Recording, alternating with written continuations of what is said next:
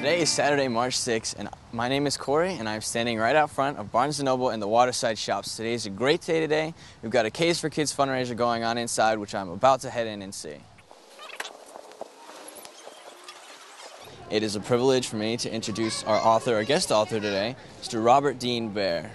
Hi, Pleasure Corey. to have you with us today. Thank you, Corey. It's delightful for me to be with you, and this foundation, which you are part of helping with, is just far-reaching, and I'm happy to be able to be with you for more. This is not the first time, but it's a delightful organization, and their efforts that you and your group are doing, you'll never know how many lives that you're touching. Keep up the good work, Corey. Absolutely, that's great advice. It is, you mentioned, we interviewed you earlier at Tin City, last year. It's a great opportunity to have authors such as yourself to visit us. When the children get to come and they get to see authors, and you actually get to speak to them directly from a writer's perspective of how they can write and how writing is such an important thing in today's world, especially the continuation of writing and history as itself. That's what we like to help doing, writers helping writers, and that's what it's all about, because we need each and every one of these children to have the opportunity to read, and who knows, we might have another famous author out of this group. That is very true. So tell us a little bit about your books here. I've heard you've written some adult books and some children books. Well, my books are historical fiction. They're events that took place right after World War II, and the crutch of it is a soldier does something on New Year's Eve in a snowstorm on Governor's Island, and President Truman hears about it and invites him to Washington. Starts a whole life, and it was a covert operation that operated outside the government. And like so many different things out there, there's a lot of truth in it, and there's some fiction, obviously, but it tells a story about events that did take place in this lifetime. Very interesting. From an author's perspective and a writer, would you say that in some books, even if they are fiction, there is some nonfiction inside of them as well? Well, I'm sure that's true. Like my writings, a lot of it is historical events, and you have to polish it around, because a lot of the historical events would be pretty boring if you told them exactly like they were. And I'm sure you noticed that on TV. They have to embellish that story or they wouldn't be used at all. And the writings is the same thing. It's interesting. I have noticed as well. A lot of what I like to read, it's that nonfiction and fiction combination that really allows the reader to get engulfed in the book, and that's what helps the brain make those pictures, which is why reading is so much fun, in my personal opinion. Well, that's good. And that's encouraging to us older writers and so forth, because we know there's some brains out there that are ready to absorb all that information, and that's what you got to continue to do. Well, thank you very much. It was a pleasure to have you with us today. Corey, nice seeing you again, and keep up the good work.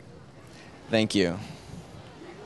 Hi, I'm Lauren E. Smith, and I'm the author of Children's Mysteries, Ashley Enright Investigations, Ashley Enright and the Mystery at Miller's Pond, and my latest book, Ashley Enright and the Darnell Diamonds.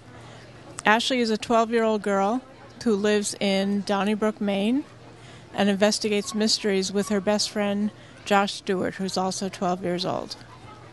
They like to help the police solve mysteries that happen in their hometown, and the police are very grateful for their help. In the latest book, Darnell Diamonds, Ashley Enright and the Darnell Diamonds, I mentioned some cats' names, but my cat's name is not in there.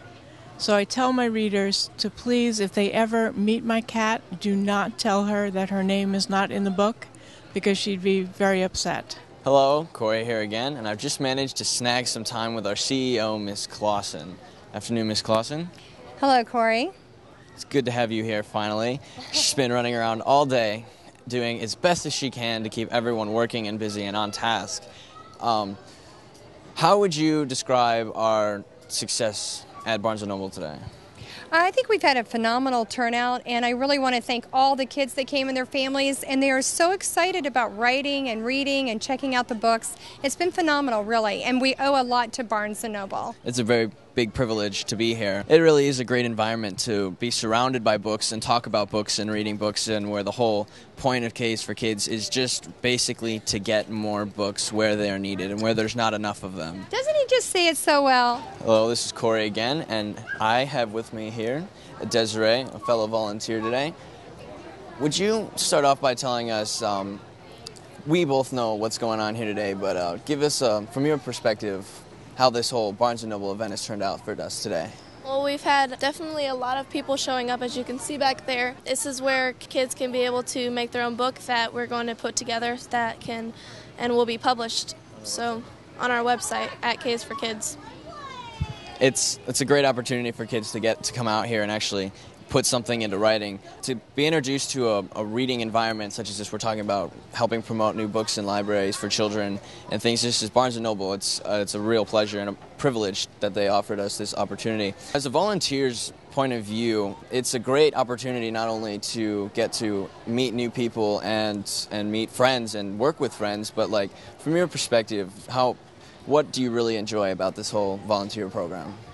It's actually very nice to be able to hang out with your friends, but you're also able to see just the kids' faces light up when they hear that they can go do a scavenger hunt around the bookstore, or that they get to take a picture and write their own story to be published. So they get really excited.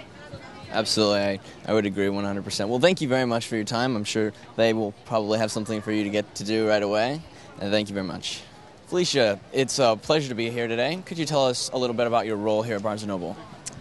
Yes, it's a pleasure to have you here. I assist the Community Relations Manager, and that entails working with authors who come in, working with our educators, and which is probably our favorite part, working with schools, and on Tuesday mornings we do story time with our toddlers, which we love. Very fun, and that is actually what it's all about today. It's all about books and kids and helping to get books to those kids. When you're here, you feel the energy. It's like the books actually speak to you as opposed to you going to find a book. All the books shout out to you, say, hey, come and look at me, read me. And just the way the whole place is just set up, it works perfectly. And it's a real big privilege to be here today. We thank you very much. That is our pleasure. Thank you.